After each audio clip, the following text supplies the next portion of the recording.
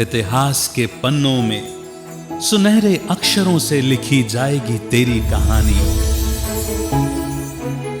कैसे प्रभु को सौंप दी तूने पूरी अपनी जिंदगानी। सच्चाई, सफाई, सादगी का नारा लगाकर भारत की बढ़ाई तूने शान।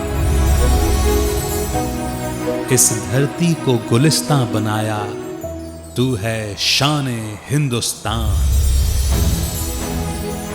कभी दुर्गा, कभी शीतला बन वरदानों की वर्षा की। मातृ प्रेम लुटाया सब पर है रूहानी पालना की। तेरी शिक्षाओं की कुंजी ब्रह्मा वत्सों द्वारा पाई है। तेरी यादों को संजोकर एक नई माला बनाई है, एक नई माला बनाई है, एक नई माला बनाई है। कंपेनियन ऑफ गॉड, दादी जानकी।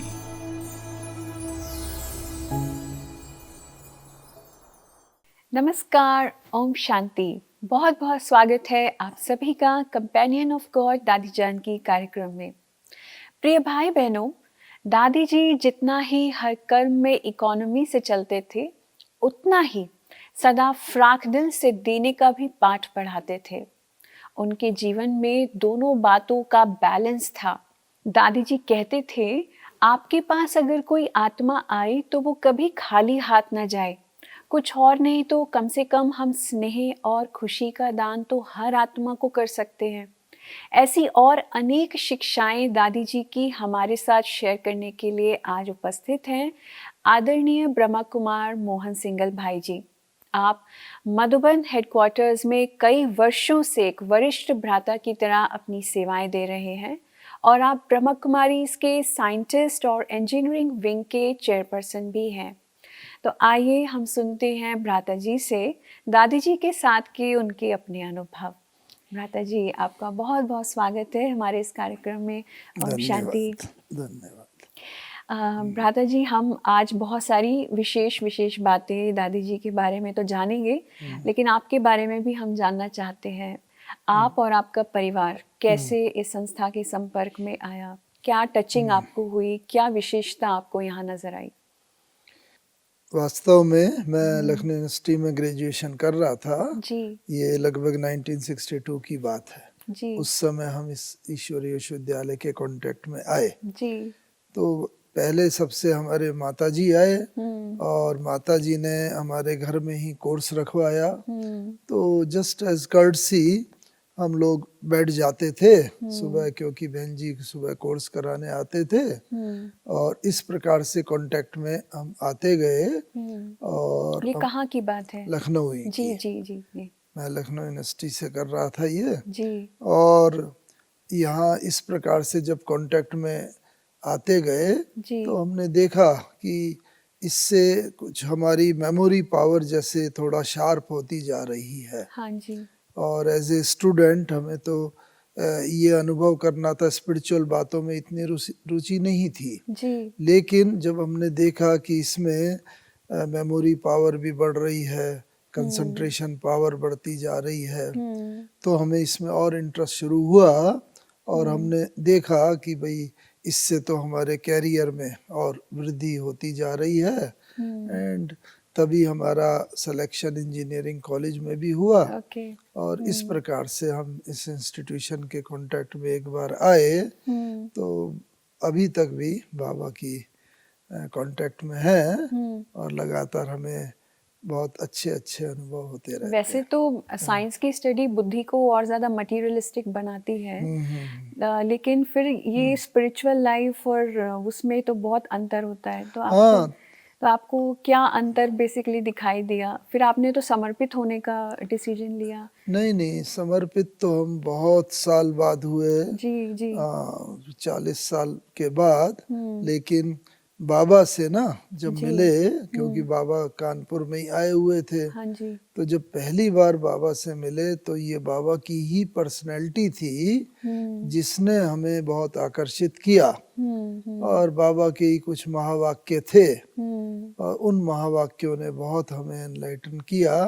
लेकिन बाबा ने कहा कि तुम्हें डबल स्टूडेंट बनना है, एक इसका भी स्टूडेंट और एक लौकिक स्टूडेंट। जी जी। तो जब डबल स्टूडेंट बनोगे उसके बाद तुम्हारे बाबा से मिलना, फिर बाबा बताएगा कि तुम्हें आगे क्या करना है। अच्छा। तो जब इंजीनियरिंग कॉलेज में एडमिशन हुआ तो हम बाबा के पास गए कि बाबा ऐसे एडमिशन हुआ है, और तो बाबा ने कहा कि हाँ जरूर जाओ वहाँ पर पढ़ो। लेकिन मैंने कहा बाबा वहाँ तो खाना पड़ेगा लौकिक भोजन, मतलब बाहर का हॉस्टल का। तो बाबा ने कहा अरे इसमें कौन सी बड़ी बात है, जब तुम अपने बुद्धि से योग बल से भोजन को पवित्र कर सकते हो, सृष्टि को नई बना सकते हो, तो क्या वहाँ के वातावरण को शुद्ध नहीं कर सकते, भोजन को शुद्ध नहीं कर सकते। तो इस रीति से शुरू में तो बाबा ने ये कहा कि नहीं वहाँ पर मैस में खाओ, लेकिन बाबा ने फिर उसकी युक्तियाँ भी बताई कहीं, और उस युक्ति से कुछ महीने ही बस भोजन किया। और बाबा के इतने इंस्पायरिंग लेटर आते थे कि फर्स्ट ईयर में ही वहाँ पर चूंकि सेंटर नहीं था धनबाद में, इंडियन स्कूल ऑफ माइंस, और अभी इंडियन इंस्टीट्यूट ऑफ टेक्नोलॉजी है IIT, तो वहाँ से हमारा ये 4 ईयर कोर्स था। तो बाबा ने वहाँ पर बताया कि बच्चे लक्ष्य रखो, सेंटर खोलना है। हाँ जी। फर्स्ट ईयर में ही तो उसमें बस वो लक्ष्य रखा, और ऐसे ऐसे वंडर हुए कि स्कॉलरशिप भी मिलने लगी, और उस स्कॉलरशिप से सेंटर भी खुल गया। और उसके बाद फिर बाबा ने पढ़ाई में भी बहुत आगे रखा, और इस तरह हम ज्ञान में आगे बढ़ते गए। और शुरू से ही यही रही कि बस हमें बाबा का राइट हैंड बनना है जी। ऐसे बढ़ते गए। तो 4 साल तक बस पढ़ते रहे, और शुरू में ही फर्स्ट इम्प्रेशन में ही जब मिले थे तो बाबा ने कहा आओ बच्चे, बाबा तुम्हारा बहुत समय से इंतजार कर रहा था। तो हमने सोचा कि लखनऊ से कानपुर गए हैं और लेट हो गए, एक्चुअली जिस टाइम पहुंचना था उससे 1 घंटा लेट पहुंचे। तो मैंने कहा हाँ बाबा बस लेट हो गई तो लेट आए। तो बाबा का अच्छा बस लेट हो गई, लेकिन बाबा तो तुम्हारा बहुत समय से इंतजार कर रहा था।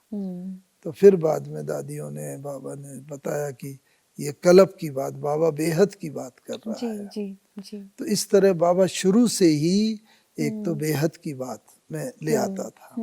और सबसे बड़ी बात यह है, बाबा ने पूछा बच्चे क्या नाम है, तो मेरा लौकिक नाम एक्चुअली श्री है जी। जैसे श्री लक्ष्मी श्री नारायण बोलते हैं ना। जी जी जी। तो मैंने बताया, तो बाबा ने फिर पूछा क्या बोला बच्चे, तो मैंने बताया ऐसे श्री। तो बाबा तो बड़ा ह्यूमरस था, और सबसे ब्यूटी ये थी कि बाबा बच्चों के साथ बच्चे जैसा, जवानों के साथ जवान जैसा, और बुजुर्गों के साथ बुजुर्ग जैसा। जी। और उस समय तो हम 17 साल के ही थे। तो बाबा ने कहा कि आओ आओ दादी आओ आओ, आज बाबा को एक बच्चा मिला है ऐसे हंसी के वे में जो श्री है, बाबा से भी ऊंचा है। जी जी। तो ऐसा तो हो नहीं सकता, हमें थोड़ा ऑकवर्ड जैसा भी लगा।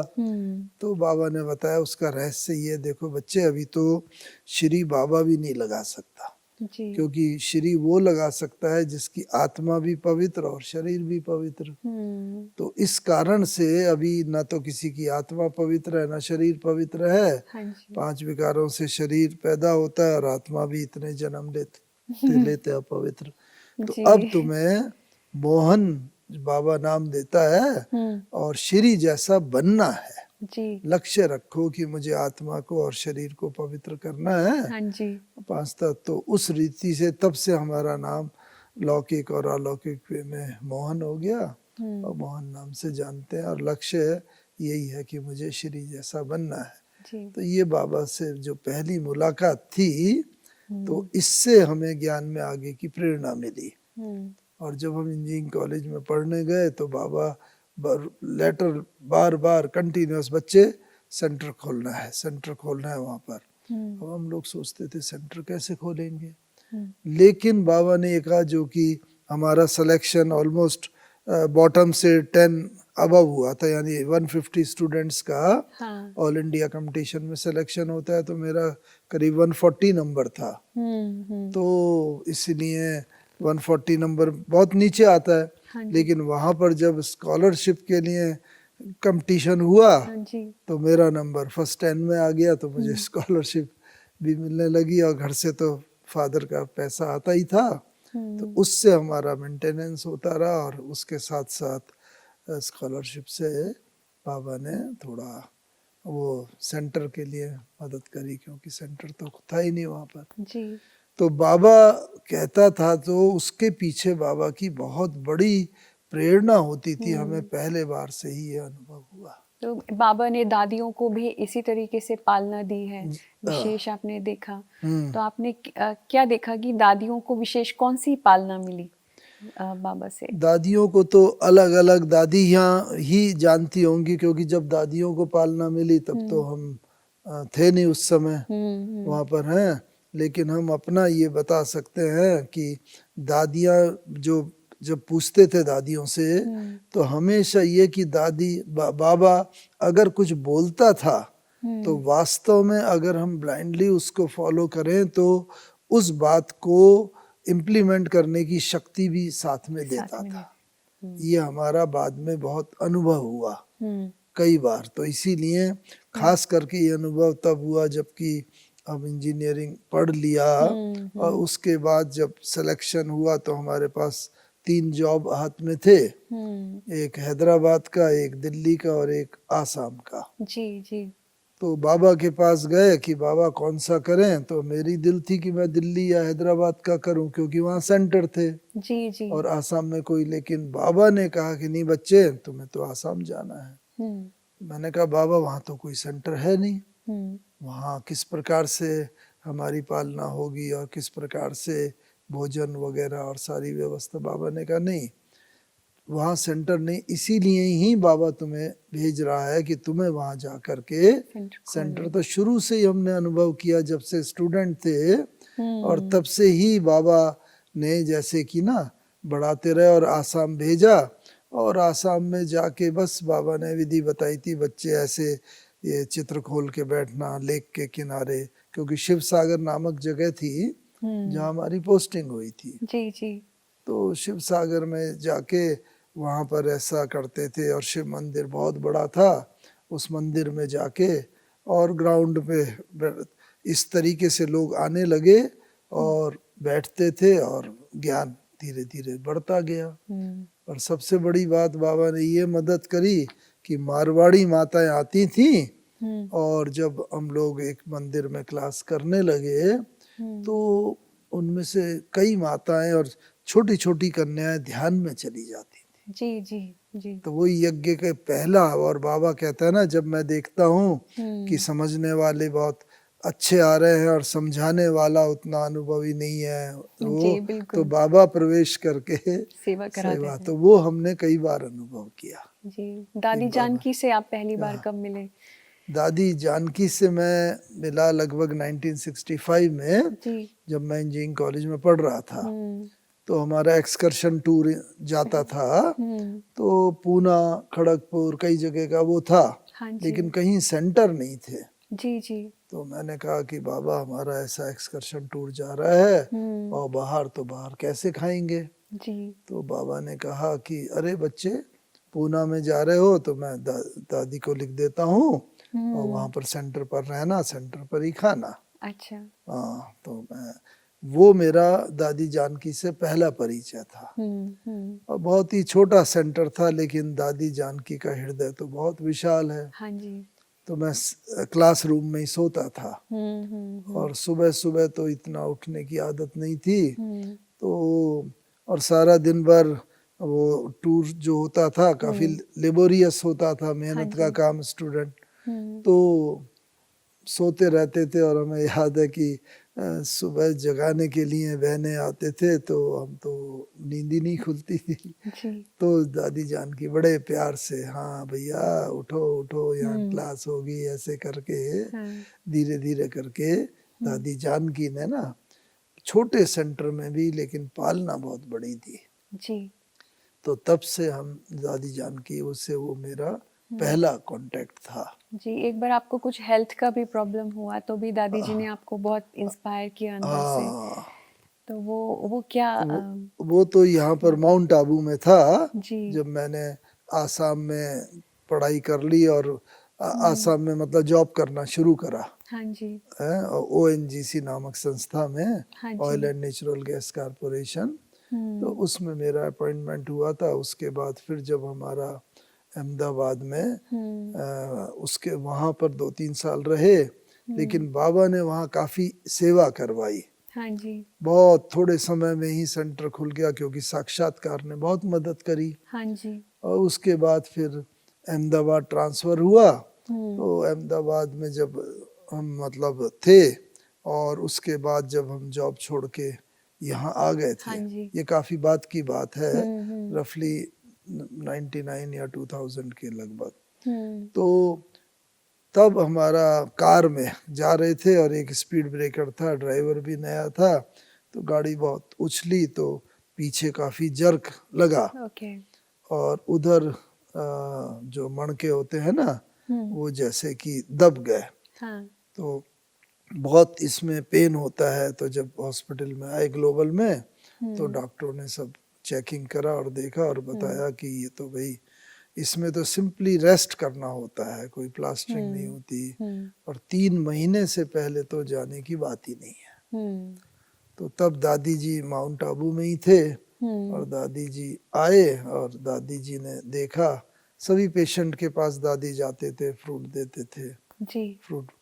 तो दादी ने कहा, देखो मोहन, अगर ये तुमने वाकई ही इतने समय में योग बल कुछ जमा किया है तो डॉक्टर भले बोलता है 3 महीने की बात, लेकिन तुम्हें 3 हफ्ते से 1 दिन भी ज्यादा नहीं लगना चाहिए। जी देखो, एकदम अगेंस्ट द मेडिकल जी एडवाइस। बिल्कुल हालांकि अंदर ही अंदर मेरे बहुत क्वेश्चन थे और डॉक्टर बोलते थे भाई दादियों का तो काम है ये कहना और हिम्मत देना स्पिरिचुअल, लेकिन कोई भी व्यक्ति आजकल अभी तक तो कोई नहीं जा सका ऐसे, क्योंकि बहुत ये तो कोलैप्स हो गया है ना जैसे मण के। तो इसीलिए वहां पर आपको 3 महीने तक बिल्कुल रेस्ट करना जी पड़ेगा। जी लेकिन हमने देखा कि वहां पर रहे और दूसरे दिन से ही ऐसा हुआ कि बस हम उठ के, और आदत थी सुबह जल्दी स्नान करने की, अकेले ही सुबह स्नान भी कराए और जब डॉक्टर आया तो बड़े फ्रेश दिख रहे थे। तो डॉक्टर ने कहा कि अरे भाई बड़े फ्रेश दिख रहे हो। मैंने कहा हाँ, हमने स्नान वगैरह कर लिया। तो वो एकदम चौंक गया कि कैसे, आप खुद चल के गए क्या बाथरूम? मैंने कहा हाँ। तो आपको दर्द नहीं हुआ? कि मैंने कहा दर्द तो था लेकिन इतना इंटॉलरेबल नहीं था। तो देखो बाबा दादियों के द्वारा हाँ जी कैसे वरदान देता है और उसके बाद ही वहाँ रहे और बस 21 दिन से पहले ही, 1 दिन पहले ही, 20 दिन में ही डॉक्टरों ने सर्टिफिकेट दे दिया कि हाँ जा सकते, और चले आए। तो देखो दादियों के मुंह से जो भी वरदान निकलते हैं वो सिद्ध हो जाते हैं। 100% जी और यही दादियाँ अपने लिए भी जो बोलते हैं, मैं समझता हूँ कि अंतिम समय में भी दादी ने जो वरदान दिया हाँ जी अपने लिए वो काफी था। जी बिल्कुल तो मैं ऐसा समझता हूँ। जी जैसे दादी को कहा गया कि दादी का माइंड बहुत स्टेबल रहता था, हाँ, तो उसका आपको क्या लगता है कि क्या कारण रहा होगा? आप तो इंजीनियर हैं लाइक, और आप जानते हैं कि जो इतनी प्रॉब्लम्स आती हैं, और भले ही दादी स्पिरिचुअल लाइफस्टाइल जीते थे लेकिन इतने बड़ी संस्था के एडमिनिस्ट्रेटर भी थे, तो अपने माइंड को स्टेबल रखने के लिए विशेष दादी क्या पुरुषार्थ करते होंगे? जब ये बात हुई थी और हमने सुना था कि दादी पर साइंटिस्ट ने प्रयोग किए हैं, जी तो हमने भी इधर स्टडी की हुई थी, क्योंकि एज ए साइंटिस्ट जो है और एज ए इंजीनियर तो काफ़ी लेक्चर्स वगैरह देने होते थे। जी बिल्कुल। तो जो हम लोगों ने पढ़ा था मेनली कि alpha beta theta delta waves brain से जनरेट होती हैं, हाँ जी और अलग अलग जैसा स्टेट ऑफ माइंड होता है वैसी वेव होती हैं। हाँ जी जी तो इस कारण से उसमें जब वहां पर बताते थे कि डॉक्टरों ने डिक्लेयर किया है दादी को कि one of the most stable brain in the world, हाँ जी, तो स्टेबल इस हिसाब से कि माइंड उनका पूरा कंट्रोल में होता था। जब वो चाहते थे कि भाई मैं सोचूं तो उस वक्त सोचते थे। जब इसमें ईईजी जब निकाला जाता है, इलेक्ट्रोएन्सेफलोग्राफ, हाँ जी, जैसे हार्ट का इलेक्ट्रोकार्डियोग्राम होता है, जी, तो इलेक्ट्रोएन्सेफलोग्राफ, तो उसमें यही इंस्ट्रक्शन दी जाती है, अच्छा अब आप सो जाइए, तो इसका मतलब आप कोई सोचिए नहीं, हाँ जी, अब आप ये सोचिए, अब आप कोई भी आपके लाइफ में कोई घटना हुई हो तो कैसे आपने करी, मीन्स थिंकिंग के भी मॉनिटर एक्सट्रीम करते तक हैं। ले जी जाते हैं। जी जी, तो दादी का उन लोगों ने ये ऑब्जर्व किया कि alpha beta theta delta waves जो होती है ना, तो डेल्टा तो भाई जब आदमी सो जाता है हाँ तब जी, है, और मोस्ट उसके अंदर जब नॉर्मल वे में अल्फा वेव है, बीटा, बीटा वेव है, और फिर एक्सट्रीम में जब जाते हैं ना तो और बीटा प्लस वगैरह हो जाती है। तो देखा कि दादी को कोई भी उन्होंने सिचुएशन दी, हर सिचुएशन में भी दादी सोचते थे, लेकिन अलोंग विद दैट वन दादी का थीटा और डेल्टा वेव भी रहता था। तो थीटा और डेल्टा, डेल्टा वेव माने स्लीप का, यानी कि बिल्कुल काम and quite, relaxed state of mind. और दूसरा जो क्वेश्चन होता था उसमें तो सोचना होता था, हाँ जी, तो उस केस में दादी use to use her alpha, मतलब वेव्स निकलते थे, हाँ जी, और सोचते थे तो और भी ज्यादा डीप में जाते थे। तो ब्यूटी ये है कि जो हम कहते हैं, हम सब लोगों का तो ये अनुभव है कि या तो योग ही करेंगे या फिर सोचेंगे ही, एंड दो पार्ट ब्रेन के होते हैं, लेफ्ट एंड राइट। हाँ जी, तो दादी का ये ब्यूटी था कि दोनों ब्रेन का बैलेंस रख के हमेशा चलते थे। राइट ब्रेन, हाँ, इमोशनली ओरिएंटेड जो है वो वैल्यू ओरिएंटेड है, तो उसको भी यूटिलाइज करते थे, और अल्फा जो इज वर्किंग वेव, हाँ, तो whenever we are working तो उसमें अल्फा बीटा वेव्स होते हैं। हाँ जी, लेकिन हम लोग नहीं रख पाते हैं, ज्यादातर करके हम लोगों का ये अनुभव है। लेकिन हम दादी लोगों का का कोई एक ब्रेन ज्यादा वो होता है, एक्टिव होता है एट ए टाइम, यस। हाँ, और लेकिन दादी का चूंकि दोनों पार्ट वो एक्टिव होते थे, तो इसीलिए रिलैक्स स्टेट भी होती थी एंड थिंकिंग स्टेट भी होती थी। ओके, तो उसी को ही राजयोगी बोलते हैं। हाँ जी, योग भी हो, और राजा माने sort of man of action, and कर्मयोगी आल्सो, कर्मयोगी आल्सो, ऑफ कोर्स, कर्मयोगी भी वही हो गया, योग भी और कर्म भी। जी, तो ये दादी की शुरू से ब्यूटी थी, और ये फिर एक्सपीरियंस भी किया था, जबकि और साइंटिस्ट के साथ दादी का ना, यूरी गेलर के साथ हाँ जी, जब हुआ था, हाँ जी, तो जहाँ यूरी गेलर ने अपने कंसंट्रेशन ऑफ माइंड से लोगों की चाबियां वगैरह पॉकेट में पड़ी हुई वो भी मोड़ दी थी, तो सबको बड़ा आश्चर्य होता था। लेकिन दादी ने उसका स्टेट ऑफ माइंड भी वहां पर ये प्रैक्टिस कराया कि एकदम वो शांत हो गया जी, हाँ, और उसने कहा कि मैं तो ये कर सकता हूँ फिजिकल चीज, लेकिन आप तो मेंटल स्टेज तक ही एक्सेप्टेड इट कि दादी जी यू आर मार्वेलस, और आपने स्टेट ऑफ माइंड भी दूसरे की कैसे कंट्रोल होती है वो भी करा। तो लाइक दैट कहने की बात यह है कि स्पिरिचुअलिटी और जो अपनी डे टू डे लाइफ है, उन दोनों में अगर एक बैलेंस रख के बना के चला जाए, तो दादी उसका लिविंग उदाहरण थी जी। तो ऐसा हमने अनुभव किया वहां पर भी, और दादी ने अपना योग का प्रयोग ही किया। इसी की वजह से ही दादी ने इतने सेंटरों के, आज जो लगभग 150 सेंटर हैं विदेशों में, विदेश में, तो वो उनको खोलने के निमित्त ऐसे ही बने कि पहले हर एक को योग का दान देते हैं, तो जिससे वो रिसेप्टिव हो जाए, और जब जब उनके पास मैसेज लेके जाए, चूंकि उसका ब्रेन पहले ही रिसेप्टिव हो गया है, तो उसे लेके स्वीकार करता है, और देन वो भी सहयोगी बन जाता है। हाँ जी।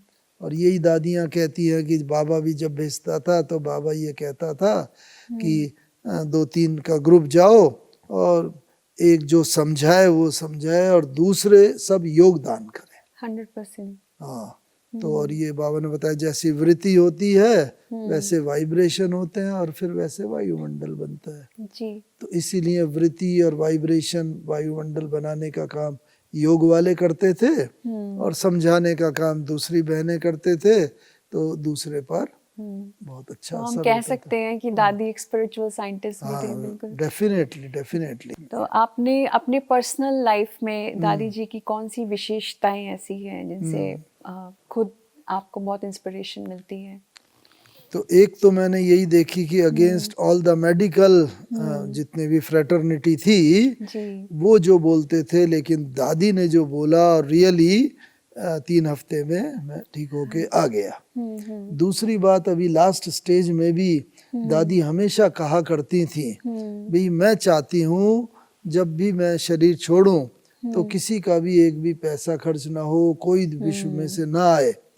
तो परिस्थिति ऐसी है और लोग सोचते थे ये तो कैसे हो सकता है, जब हेड ऑफ द स्टेट अगर कभी जाएंगे तो ये तो हो ही नहीं सकता। लेकिन ऐसी सिचुएशन बन गई कि देखो सब जानते हैं कि कोविड में लॉकडाउन हो गया, कोई भी इवन यहाँ इंडिया के ही लोग नहीं आ सके तो बाहर की तो बात ही नहीं। और बिल्कुल दादी का इतनी सिंप्लिसिटी से किसी यज्ञ का कोई पैसा नहीं खर्चवाया दादी ने। तो देखो थॉट पावर में कितनी बहुत विल पावर उन दादी में भरी हुई थी। 100%। और यही कर्मातीत आत्मा के जैसे लक्षण होते हैं कि जैसा वो चाहे जब चाहे उस वक़्त जो सोचे और वो ही सिद्धि स्वरूप बन जाए।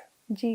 ब्रह्मा बाबा में भी हमने देखा, जब ब्रह्मा बाबा ने शरीर छोड़ा तो भी हमने देखा लास्ट स्टेज में लकीली आई वाज हियर। हाँ, 17 और 18 जनवरी 1969 को हम यहाँ थे और बाबा का देखा कि बिल्कुल बाबा जैसे कि इच्छा मृत्यु की तरफ, मतलब बाबा का कदम थे। बाबा को इच्छा हुई, पहले से ही बाबा को आभास हो गया था कि अब मेरी कर्मातीत अवस्था आ रही है। और बाबा को अंतिम 2 दिनों में भी ये आभास हुआ कि बस अब मैं बच्चों से अंतिम बार मिल रहा हूँ। तो इसीलिए हमने तो ये देखा कि हम 17 तारीख को भी बाबा के पास मिले, 18 को भी मिले। लेकिन हम ये सोच के जाते थे बाबा से हमेशा की तरह पूछेंगे, ये पुरुषार्थ है, ये है। लेकिन बाबा तो बस दृष्टि दी और बस ये दृष्टि देते ही मन की बात जान लेते थे। बच्चे ये पूछने आए हो, अच्छा ऐसा कर लो, ऐसा हो जाएगा। तो शांत होने की बात भी एक है, लेकिन ये 5-6 बार हुआ। कभी हम पुरुषार्थ की बात पूछने गए, कभी सेवा की बात, कोई भी बात, लेकिन एक अक्षर भी बोलने की जरूरत नहीं पड़ी। तो ये सिद्ध करता है मन जीते जगत जीत। हाँ जी। बाबा ने अपना मन इतना जीत लिया था कि उससे वो दूसरे के मन की बात को तुरंत जान लेते थे। जी। तो यही दादी की स्टेज कई बार हमने अनुभव की। यहाँ जानकी दादी से कभी मिलने जाते थे या प्रकाशमणि दादी जी से भी। तो कितनी बार उन्होंने ये होता था, अरे भाई मैं अहमदाबाद में पोस्टेड था और कितनी बार ऐसा हुआ, फोन वर्क नहीं करते थे, पहले तो पुराने टाइप के ही फोन थे, मोबाइल वगैरह नहीं। तो बस मैं भी सडनली वहाँ आते थे, एकदम खींच होती थी कि बस मधुबन जाऊं। हाँ जी। तब तो मेरे पास कार वगैरह भी नहीं थी। रात को 11 बजे ट्रेन चलती थी, उसमें आए, अगले दिन पहुंचे तो दादी, अरे तुम्हें कब कैसे मैसेज मिला? दादी तुम्हें कल से इसलिए याद कर रही थी, इतना काम था, ये था। और दादी तो दादी की भी जैसे थॉट पावर ऐसी थी, टेलीपैथी, कि अपनी बातें पहुंचा देती थे तो दूसरे वो टेलीपैथी से खींच कर लेती थी फटाफट, चला आ जाता था। जी। तो ये ब्यूटी दादियों में देखी और धीरे धीरे धीरे धीरे लेट अस होप कि हम सब में भी आती जाएगी और हम लोग भी बाबा के इस कार्य में और आगे बाबा के कार्य को और बढ़ा सकेंगे। आपका बहुत बहुत धन्यवाद। थैंक यू भाई साहब, ये हमारे साथ यहाँ आने के लिए, जुड़ने के लिए और इतनी सारी बहुत सारी नॉलेज हमें देने के लिए आपका बहुत बहुत धन्यवाद। Thank you. शुक्रिया, बहुत शुक्रिया, धन्यवाद। दर्शकों, दादी जी भी किसी साइंटिस्ट से कम नहीं थे। उनका पूरा ही जीवन एक प्रयोगशाला की भांति था और उनका सबसे प्रिय सब्जेक्ट था योग। वे साइलेंस की शक्ति का उपयोग करके अनेक योग की अवस्थाओं पर अभ्यास करते थे, इसलिए वे वर्ल्ड की सबसे मोस्ट स्टेबल माइंड वाली महिला कहलाए गए। दादी जानकी जी के विषय में हम सुनते रहेंगे और भी रोचक बातें हमारे अगले एपिसोड में देखना ना भूलिए। आज्ञा लेते हैं। नमस्कार। ओम शांति।